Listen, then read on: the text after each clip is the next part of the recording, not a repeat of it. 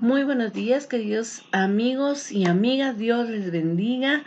Esta es una nueva emisión de formación ministerial.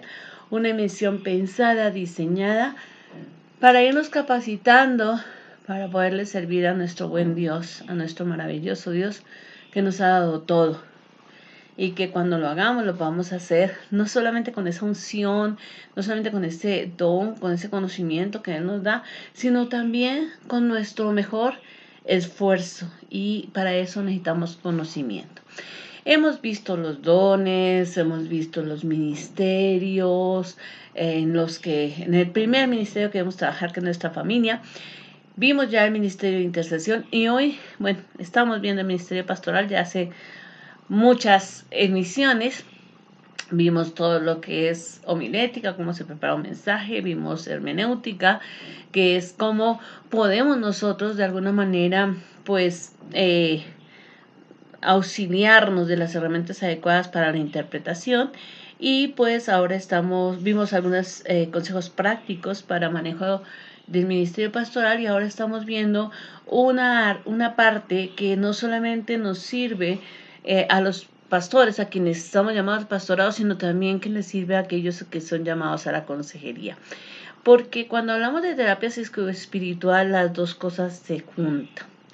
No es lo mismo de ninguna manera, pues empezar a aconsejar a alguien no es igual a darle una terapia, pero sí es muy importante para nosotros conocer estos recursos que la pastoral puede dar a la terapia y también lo que la terapia puede darle a la pastoral en beneficio de nuestro aconsejado. Entonces vimos cómo nos acercamos inicialmente y notamos ya que había una diferencia, porque cuando una persona va a terapia va porque ella quiere. En el caso del creyente, de nuestro hermano en la iglesia, nosotros nos acercamos y eso fue lo que vimos en la emisión pasada y hoy vamos a hablar de la fase de duelo. Y usted me dice, bueno, pero es que no todos están en pérdida. Déjeme hacer una pequeña corrección ahí, porque cuando una persona está en un problema es porque ha perdido algo. Perdió la paz familiar, perdió la comunión, perdió con su pareja, por ejemplo, o perdió la confianza, o perdió la salud, ¿no? Entonces sí, generalmente sí hemos perdido algo si lo analizamos muy al fondo, ¿no? Por eso hoy vamos a comenzar hablando, como debemos hacerlo, del camino interior. ¿Qué está pasando por la persona? Ante la pérdida de Jesús, los discípulos experimentaron una gran pérdida, algo que los sacó completamente de su zona de confort, que los hizo experimentar el desengaño, la tristeza, la ira, en general la crisis, el dolor. ¿Por qué? Porque todo lo que nos lleva a salir de lo que nosotros conocíamos, en lo que nosotros nos desenvolvíamos, nos lleva a causar una pérdida y obviamente por lo tanto una despedida, ¿no? Y pues en el caso de ellos un vestigio de esperanza por allá quedaba porque alguien les dijo que había resucitado, ¿no? Pero cuando parten hacia Emaús, cuando estos discípulos se van, pues no están creyendo en que realmente así era. Entonces, este cuadro de estos discípulos partiendo hacia Emaús, pues reúne pues varios elementos, ¿no? Finalmente, mucho de la vida humana en su conjunto, ya que la imagen del camino aplicará a la vida de cualquiera de nosotros, porque siempre estamos en un proceso interno. Y como seres humanos, mm, damos un significado a ese camino, damos un porqué y un para qué. Entonces, alguna vez oía a alguien que decía, me encontré con un caminante y me dijo, voy bien. Y yo le dije, ¿para dónde vas? Porque si no conoces tu destino, pues no sé si vas bien o no. Igual nos pasa a nosotros, ¿no? Nosotros le damos dirección al camino de acuerdo a nuestros objetivos, a nuestra meta, hacia dónde queremos ir. Entonces nosotros percibimos que alguien que está de viaje, nosotros percibimos a nosotros mismos como alguien que está de viaje, como alguien que va en un recorrido. Y el Señor Jesús nos lo dijo, ustedes son extranjeros, ustedes no viven en la tierra, ustedes son extranjeros en la tierra. Entonces estamos de paso y mientras que estemos de paso, pues todo en nuestra vida será de paso, ¿no? Como cuando vamos de vacaciones, ¿no? O sea, si vamos de vacaciones en coche a un lugar muy lejano, y paramos, por ejemplo, vamos a ir, bueno, no conozco mucho México, pero he salido poco, pero supongamos que vamos, no sé, rumbo ¿a qué les digo? A Tenosique, Tabasco, que es lo que más o menos conozco al sur. Entonces, bueno, o sea, a lo mejor yo puedo parar en Coatzacoalcos, quedarme, voy en coche, voy a pararme en Coatzacoalcos, me quedo un tiempo, voy a seguir de Coatzacoalcos, escogí esa carretera, luego voy a llegar a Villahermosa, me va a quedar un par de días. Bueno, pues puedo salir de Villahermosa directamente a Tenosique o puedo pasar a Teapa y quedarme un par de días y luego a Tenosique. Entonces, en cada una de esas estaciones yo tuve que llegar, pero también tuve que salir, ¿no? Entonces, en cada parte voy recibiendo cosas y dejando cosas.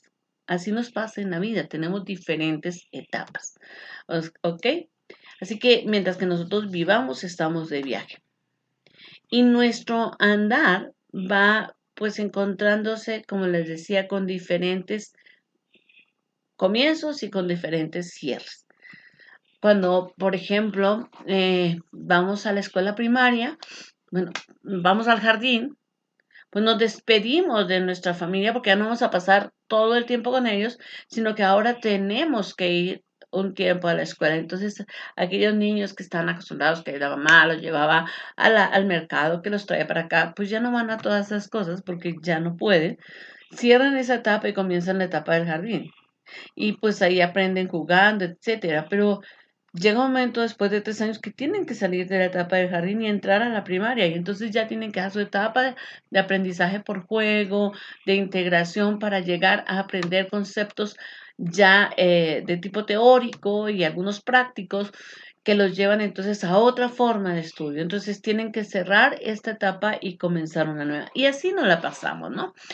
El sentido propio que nosotros le demos al viaje de la vida no consiste en sí mismo en llegar a un lugar, sino en el andar en el camino. Para seguir tomando este concepto que traemos de los niños, yo creo que una de las partes que más se disfruta como estudiante, no cada etapa tiene su encanto, ¿no? Pero una de las partes que más se disfruta es la preparatoria, porque ya el joven ya tiene un concepto de autonomía, ya sabe qué quiere de sus amigos, qué no quiere, ya empieza a tener emociones por el sexo opuesto, entonces ya se empieza a enamorar de alguien, de ahí un compañero o compañera, según sea el caso. Entonces le va dando un significado especial a ese proceso y casi siempre los amigos que la gente tiene en la etapa adulta son justamente esos, los de la preparatoria, muy pocos desde la primaria, a no ser de que ese compañero ya está en la primaria, en la secundaria, en la prepa, o que sea un vecino y entonces pues siempre haya estado en nuestra vida, ¿no? Entonces nosotros en sí mismos le damos no es decir, pues quiero entrar a la prepa por entrar y por salir de la prepa, sino porque todo este andar en la prepa da un significado especial. El tema del viaje es así, pues no solamente el caminar, sino el ser transformado dentro de ese camino, el limpiarnos, el curarnos en ese camino, ¿no? O sea, el niño que entra al kinder se cura, se transforma de ser un niño 100% dependiente a un pequeño que empieza a ser, de ser totalmente dependiente a ser un niño que empieza a ser independiente. Y se va transformando, ¿no? A lo mejor de ser un niño súper irresponsable en la primaria, entra a la secundaria y ese proceso de que los maestros le exijan a él, ya no lo dejen que se excuse en su familia, etcétera, o en su mamá o en su papá, pues entonces los va limpiando, los va curando. La transformación se llama al objetivo implícito del viaje, o sea, ah, tal vez yo diga, quiero terminar mi ciclo educativo y voy a hacer pues todos mis procesos. Tal vez así se llame, pero el objetivo implícito no es que simplemente yo termine la preparatoria, sino hay el objetivo explícito, perdón, no es solamente que yo termine la preparatoria, porque tengo un objetivo implícito de ser un joven o una jovencita que solamente tenía unos conceptos básicos, a capacitarme, a transformar mi mente para ser una persona autónoma, que pueda elegir y ser elegido, porque cumplen los 18 años, de ser una persona que pueda escoger sus amistades, de ser una persona que pueda educarse para estar preparado para entrar a la universidad. Entonces, hay un objetivo implícito ahí en esa prepa que hace que la prepa sea tan especial, ¿no? Como para mostrarles algo, pero igual podríamos decirle el proceso del matrimonio. Ese caminar en el matrimonio no es simplemente estar casado y ya, sino es un objetivo implícito, explícito para decir hasta que la muerte nos separe. Ese es el objetivo al que queremos llegar. Pero hay un objetivo implícito que es a través de mi esposo yo voy a ser transformada, a través de mis hijos voy a ser transformada, pero también yo voy a transformar a otros, ¿no? Yo voy a aprender a vivir, yo voy a aprender a ser responsable, voy a aprender a ser feliz, a enseñar a otros a ser feliz, ¿no? Quien nunca se va de un lugar, no se descubre a sí mismo y no llega a ser el que podría ser. Y ahí está un punto donde, por ejemplo, con los padres es un poco complicado porque hay chicos, y más en esta época que les entró el espíritu de soltería, digo yo, entonces que quieren estar cómodos, que quieren estar tranquilos, siempre en lo mismo, ¿no?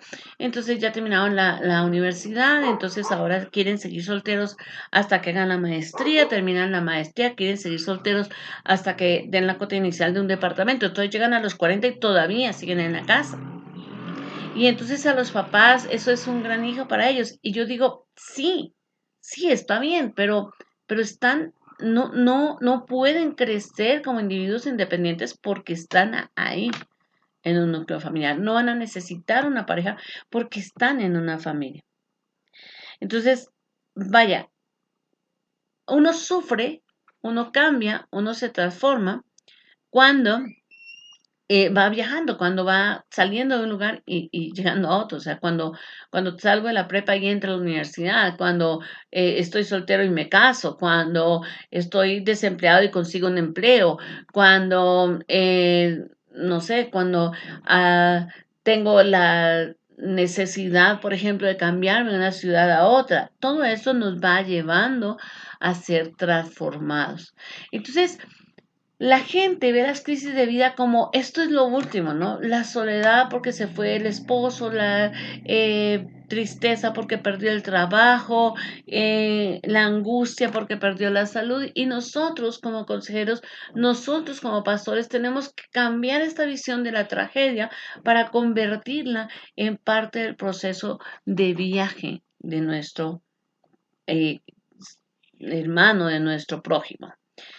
¿Cómo podemos hacer eso? El método de acompañamiento y aportaciones de la psicología pastoral. ¿Qué hacemos? ¿Cómo se hace? ¿No? El acompañante, es decir, tú, yo como terapeutas, tú, yo como consejeros ahí, ¿no? El acompañante no permanece mudo, no se queda callado, no simplemente me queda al lado del creyente diciendo, bueno, pues aquí estoy por si me necesitas, sino que él se incluye en aquello que usamos intencionalmente ahí esa guión que ve ahí en la diapositiva que conmueve. O sea, que está moviendo el mundo interior. En este caso de ambos jóvenes, de ambos discípulos que iban ahí, ¿no? Sus preguntas, las preguntas de Jesús dan justamente en el clavo. Y eso me hace claro porque Jesús era Dios en el mundo. No fue, o sea, él renunció a ser Dios para poder estar 100% como ser humano. Era 100% Dios, pero a todo, digamos, voluntariamente es Dios para estar 100% humano. Ya regresaba al Padre, ya había resucitado. Entonces ya podemos entender que la plenitud de su ministerio había llegado. Él sabía que le estaba pasando a estos jóvenes, entonces preguntó. Muchas veces el pastor intuye, muchas veces el consejero intuye qué está pasando.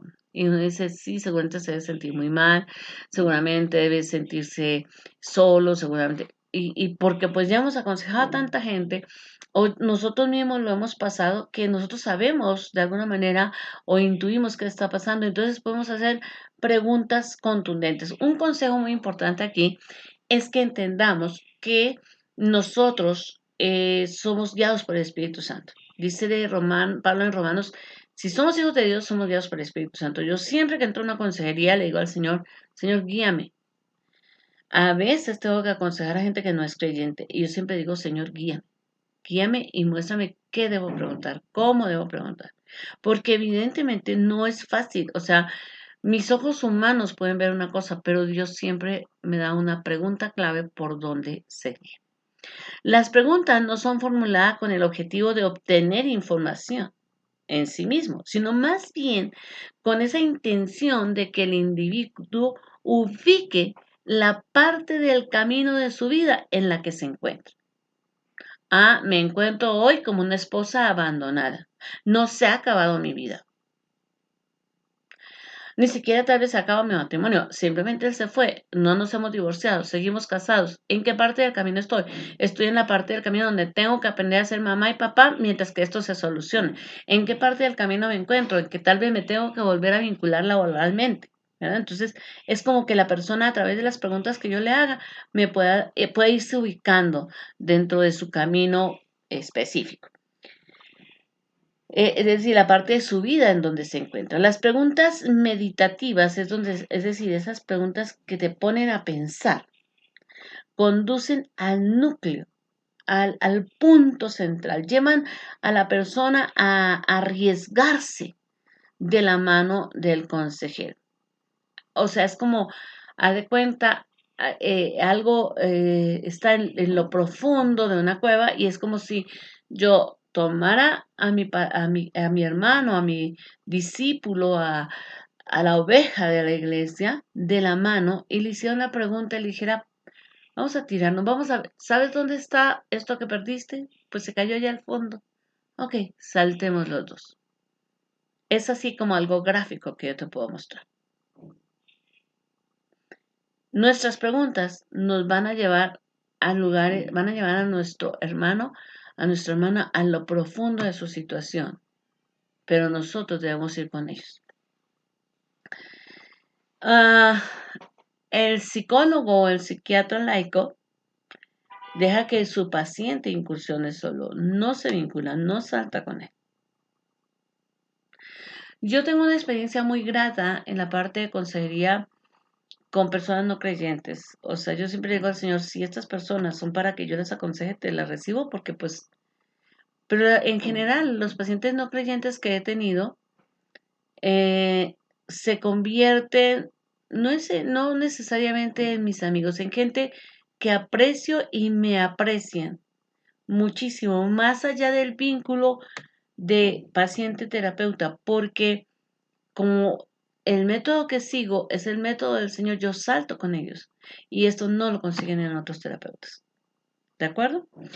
Las preguntas del acompañante, o sea, del consejero, se dirigen al centro de la crisis, pero animan también a ir al fondo de manera radical y de allí de nuevo a la vida. Es como, tenemos que tocar el fondo. A ver, no nos quedamos con esto. A ver, pero ¿cuál es el problema, no? O sea, lleguemos al fondo de esto. Pero ¿qué es lo que sientes? Pero ¿por qué crees que fue así? ¿No? Pero ¿cuál crees que es el motivo por el que la persona tomó esa decisión o por qué crees que tú te sientes así? ¿Por qué estás sintiendo una pérdida? ¿En dónde está? ¿Sí? Exactamente. Una vez le pregunté a un varón, ¿cuál es la esposa que quieres? Dijo, es que quiero regresar con mi esposa. Y yo le dije, ¿cuál esposa? ¿La que hizo A, B, C, D o cuál esposa? porque obviamente en su desesperación aquel varón quería una reconciliación, pero él mismo no se da cuenta que él tuvo cierto grado de responsabilidad en ese distanciamiento matrimonial, porque hirió a una persona. Con motivos o sin motivos, sí, pero la hirió. Y en todo ese proceso aguantó cosas que no tenía que aguantar, se quedó callado cuando no se tenía que quedar callado y explotó cuando no. Entonces, llevar a la persona a esa reflexión es como, ok, pues sí, o sea, a lo mejor sí respeto la decisión que tomó porque yo no soy capaz de vivir con lo que ella hizo. O ya estoy cansado de tolerar ciertas cosas. ¿Qué sucede con aquellos que son interrogados sobre su vida tan densa, directa y focalizadamente?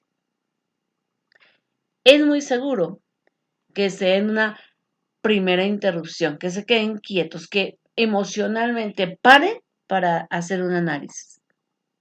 Y en ese momento se percatan de su tristeza y no pueden esquivar su duelo, se dan cuenta exactamente dónde están.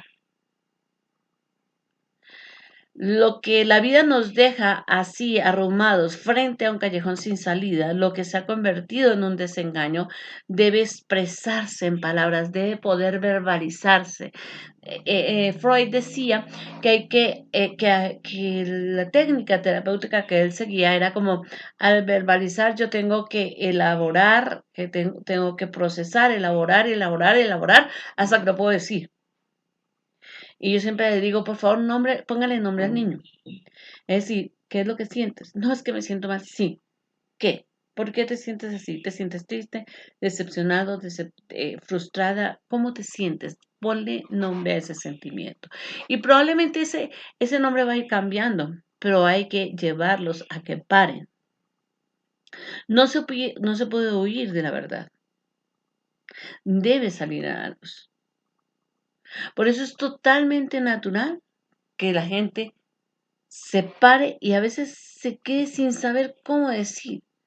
Cuando se detiene, la persona se da la oportunidad al acompañante, a ti y a mí como pastor, para quedarnos ahí al lado y entender. Es que no sé si quiero regresar, es que no entiendo qué me está pasando, entonces nos da la oportunidad de quedarnos ahí, o sea, no hay que apresurarnos, no hay que tratar de sacar ya la información, hay que pausarnos y quedarnos ahí y ayudar mediante la pregunta reflexiva, mediante la pregunta meditativa a que la paciente elabore hasta que pueda encontrarse en ese punto de su proceso, ¿no? Ese momento correcto para estar al lado y entender. Y entonces mantener entender por qué el paciente hace lo que hace, por qué nuestra oveja dice lo que dice, se siente como se siente. Si el miedo de él frente a la asimilación de existencia, es decir, a su propio inventario de qué está bien, qué está mal, aciertos, desaciertos, emociones positivas, negativas, todo eso, de su vida es tan grande que le induce a la rápida respuesta, a reanudar la marcha y pasar por alto su propio análisis. Em, pues hay que ayudarlo a decir, a ver, no, o sea, ¿por qué quieres correr? Porque hay gente que dice, bueno, no, pero yo ya lo superé. ¿Por qué crees que lo superaste? O sea, hay gente que no quiere detenerse, hay gente que quiere pasar por alto y llegar al punto de encontrar la solución mágica, pero no. El estar quieto en las diversas uniones de palabras, el tener que reflexionar para hablar, describe ese importante paso, ciertamente acertado en el acompañamiento del resucitado. El resucitado les dice, ¿qué es lo que pasó? Y entonces los otros, a ver, ¿tú eres el único que no te has enterado? Y entonces tienen que verbalizar lo que les está molestando, no de este Jesús, este profeta que nosotros pensábamos que podía ser el enviado, pero pues que ya no, que ya lo mataron, ¿no? ¿Qué sucede con aquellos que son interrogados sobre su vida tan directamente, ¿no? O sea, pues obviamente esto lleva a que la gente pues se ponga a pensar en realidad qué sucedió. El proceso se da con los dos discípulos. ¿Cómo, cómo se va resolviendo? ¿Cómo se va desenmarañando? Pues se va desenmarañando en la medida en que él les hace una pregunta, porque eso los va llevando a tener que ir sacando cosas por cosas. No, pues este hombre, que era esta persona y que hizo estas cosas, pero que nosotros creíamos que era tal persona y pues murió pero entonces hoy unas mujeres dijeron que ya había resucitado, pero pues nosotros no podemos creer. Entonces conduce al punto crítico de lo decisivo. ¿Por qué? Porque nos lleva a esa circunstancia o lleva al paciente, al aconsejado, a esa circunstancia donde pone todas sus esperanzas de seres humanos, eh, pues se construyen sobre imaginarios, ¿no? Sobre ilusiones, ¿no? Ellos dicen, es que nosotros creíamos que eran enviados, o sea, pero lo creíamos enviado como nosotros queríamos, ¿no? O sea, ese Mesías con el que soñamos, con el que idealizamos, no con ese Cristo sufriente. Nosotros pensábamos que iba a ser un guerrero como David, ¿no? O sea, pero pues no, lo mataron. Entonces, mientras se construyan nuestras esperanzas sobre paraísos terrestres y sobre viabilidad de estas situaciones, mientras estén ahí, no están sobre la huella que es el camino de Dios. Porque el camino de Dios, Jesús se los había dicho, yo voy a ser sacrificado en Jerusalén y voy a tener que morir y voy a resucitar. Él ya se los había dicho, pero ellos, su mente, sus ilusiones los había llevado a otra parte. Déjeme aterrizar esto en un ejemplo. Ah, las señales nos dice que podemos esperar. Yo siempre les digo a las mujeres cuando me dicen, no, es que tengo un marido violento, pues ¿cómo era él? No, pues él, es que no era así de soltero. O sea, de soltero él me súper atendía, él llegaba por mí al trabajo, se quedaba hasta que yo saliera, cada ratito me llamaba, preguntaba, amor, ¿cómo estás? ¿Dónde estás? ¿Con quién estás? O sea, era súper detallista, así me enamoré de él. Y uno dice, "Ujú". ¿Y no te diste cuenta que era invasivo? ¿Cómo no? O sea, era súper detallista. No, él te mandó unas señales. Él te dijo que iba a pasar después de casarse, que hoy eran detalles y control disfrazado de detalles y que después iba a ser ya no disfrazado, control directo, ejercido por gritos, ejercido por golpes, ejercido por presiones. Pero ya te había dicho eso. Ah, cuando vimos a la persona que perdía peso, que ya no quería comer, que esto, nos mandó unas señales, no las quisimos ver, pero ya está enfermo. Cuando veamos lo que sea, ¿no? Cuando se empiezan a mover cosas en la compañía y demás, nos mandaron unas señales, tal vez eh, iba a haber despido de personal, pero yo nunca creí que fuera mi caso, entonces, pero había unas señales. Entonces, a veces nosotros no queremos leer lo que está enfrente y entonces no seguimos la huella de Dios. Porque Dios nos dice, nos avisa. Nunca dijo Dios, ¿acaso ocultará Dios a su amigo Abraham lo que va a hacer? Y nosotros somos hijos.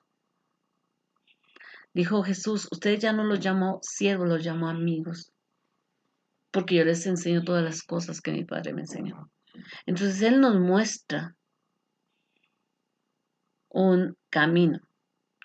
La esperanza engaña si la ciframos sobre lo humano, sobre lo terrenal. El corazón humano no debe aferrarse a lo que muere. El corazón humano tiene que aferrarse a lo eterno. El camino hacia el Dios vivo conduce hasta la tumba, porque sólo así se puede llegar a una comunión con Dios. ¿A qué tumba se refiere? A la muerte, no se refiere a la tumba de mi expectativa humana, a la tumba de mi esperanza humana. Yo tengo que sepultar, es que yo quiero que Él cambie, y mientras que tú quieras que Él cambie, mientras que sueñes con que tu hijo va a cambiar, tu esposo va a cambiar, tu vida va a cambiar, a ver, espérame, no te cifres en eso, tenemos que llevar a nuestro aconsejado hasta la tumba misma de que entregue ahí su sueño, su expectativa. Lo que hasta este momento ha pasado interiormente en el acompañamiento del resucitado, con este par de discípulos que caminaban a Emaús, puede describirse en los aspectos esenciales con el concepto moderno de psicoterapia. Se trata de preguntas mayéuticas, es decir, preguntas que van a llevar a la reflexión para entender lo que entristece, es decir, debe, como decía Freud, recordar, repetir y elaborar. Entonces, aquello que ha pasado con ellos, aquello que les ha hecho heridas, aquello que ha mortificado a nuestro aconsejado, aquello que lo está marcando, y todo esto lo tiene que recordar, repetir y elaborar para acercarse más a su proceso interno, a su destino, a su objetivo interno, a la comunión con Dios, a la comunión consigo mismo y a la comunión con el prójimo. Si yo logro llevar a una mujer que ha tenido muchas parejas, o varias parejas, no muchas, ha tenido varias parejas y todas ellas han sido destructivas, yo la llevo a recordar, a repetir y a elaborar su vida, desde su hogar nuclear.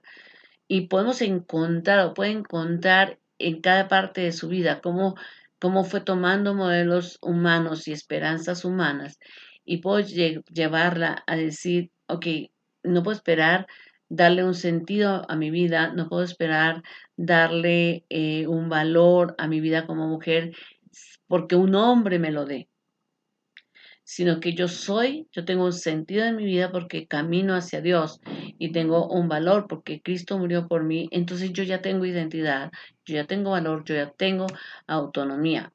Si yo escojo una pareja, no es para que me dé valor, autonomía, me acepte, sino para a través de un proceso de amor maduro, convivir con esa persona y bregar los dos en cada circunstancia. Entonces yo no voy a tener una relación destructiva ni voy a permitir una relación destructiva porque vamos caminando de la mano y los dos estamos en un proceso.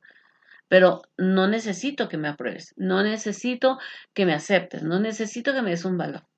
Yo ya tengo valor, ya fui aceptada por Cristo, yo ya fui comprada por la sangre de Cordero. ¿De acuerdo? Entonces, imagínense, cuando yo logro hacer eso, entonces logro que la mujer tenga una mejor relación con Dios, una mejor relación consigo misma, porque entonces se da cuenta que no es que ella tenga que hacer esto, ella tenga que hacer aquello, sino que simplemente ella va a tener una comunión con Dios y con esa comunión con Dios va a encontrarle el sentido propio de su vida.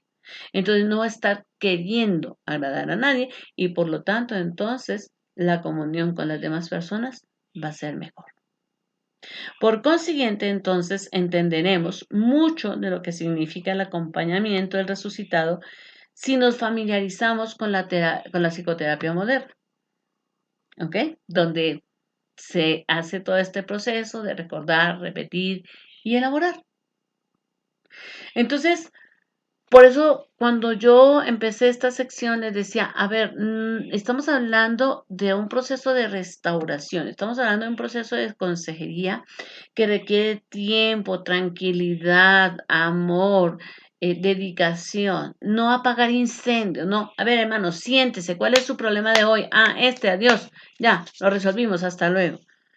Eso es apagar incendios. A lo mejor se tiene que hacer en algunas circunstancias. Pero tú y yo como pastores, tú y yo como consejeros, debemos aprender a pastorear. Debemos aprender a dar seguimiento. Si corremos, no hay restauración. Claro que a más tardar es en este punto en el que las esperanzas, las falsas verdades afloran para ser aclaradas, cuando la gente elabora, cuando la gente hace este proceso, donde entonces se ve claro que el consejo espiritual curativo va más allá, trasciende de lo que la psicoterapia moderna puede hacer, porque la psicoterapia hace que la persona reflexione para sí, elabore para sí y llegue a ese proceso y lo aprenda a lidiar ella sola. Pero como nosotros sabemos que el ser humano no puede curarse a sí mismo, entonces nosotros seguimos en ese caminar para encontrarnos con Dios. El acompañamiento pastoral que se adhiere al método del resucitado, entonces introduce en este proceso la idea de que las verdades, las esperanzas del ser humano no se encuentran junto a los muertos.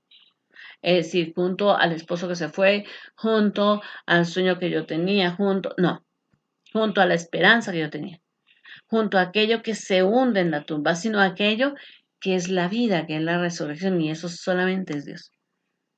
Porque la salud se muere, la belleza se muere, la sabiduría se muere, todo eso se muere, la economía se muere, pero el resucitado sigue vivo. El estudio entonces de las verdades, de las verdaderas esperanzas, perdón, puede darse a través de la palabra. Y entonces, esto es algo maravilloso, porque nosotros como cristianos, como servidores del Dios vivo, estamos obligados, estamos, sí, comprometidos, no con dar una idea de lo que a nosotros nos parece, ¿no? Nosotros no venimos o no aconsejamos sobre la base de lo que yo quiero, de lo que es moderno, de lo que nuestra, o la teoría del momento, nosotros aconsejamos sobre la verdad bíblica. Mis queridos amigos, ha sido una gran bendición, mis hermanos, ha sido una gran bendición estar con ustedes. Dios les bendiga. Nos vemos el próximo martes a las 12:30 y no olvide, por favor, si no se ha suscrito a este canal, suscríbase.